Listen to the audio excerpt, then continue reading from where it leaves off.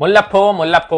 ഇപ്പൊ മഴക്കാലമൊക്കെ ആയിട്ട് മുല്ലപ്പൂവിനെ തട്ടി നടക്കാൻ വയ്യ. വീടാണെങ്കിൽ നിറച്ച് മുല്ലപ്പൂണ്. പക്ഷെ ഇന്നലെ മുല്ലപ്പൂ ജിൻഡോ കോൺവെർസേഷന്റെ ഇടയിൽ നമ്മുടെ മുല്ലപ്പൂ പറയണ്ടായിരുന്നു, എനിക്ക് ഗബ്രിയെ വല്ലാതെ മിസ് ചെയ്യണു, ഇപ്പൊ ഗബ്രി ഉണ്ടായിരുന്നെങ്കിൽ എന്നൊക്കെ പറയുന്നുണ്ട്. ഇതെന്തിനാണ് മനസ്സിലായില്ല. ഇപ്പൊ ഫിനാലെ വീക്ക് വരെയാണ് ഗബ്രി വരുന്നുണ്ട്. അപ്പൊ ഗബ്രിയെ കണ്ട ഉടനെ തന്നെ ഓടിച്ചെന്ന് കെട്ടിപ്പിടിച്ച് രണ്ട് ഉമ്മയൊക്കെ കൊടുത്ത ഈ കണ്ടിട്ട് പുറത്ത് ഭയങ്കര വൈറലാവുന്നതാണ് ആളുടെ വിചാരം. സോ ആളുടെ വിചാരം ഈ കോംബോ ഭയങ്കര ഹിറ്റ് ആയിരുന്നു. നമ്മളെ ഈ കോംബോ ഒന്നുകൊണ്ടാണ് അവൻ പുറത്തു പോയത്.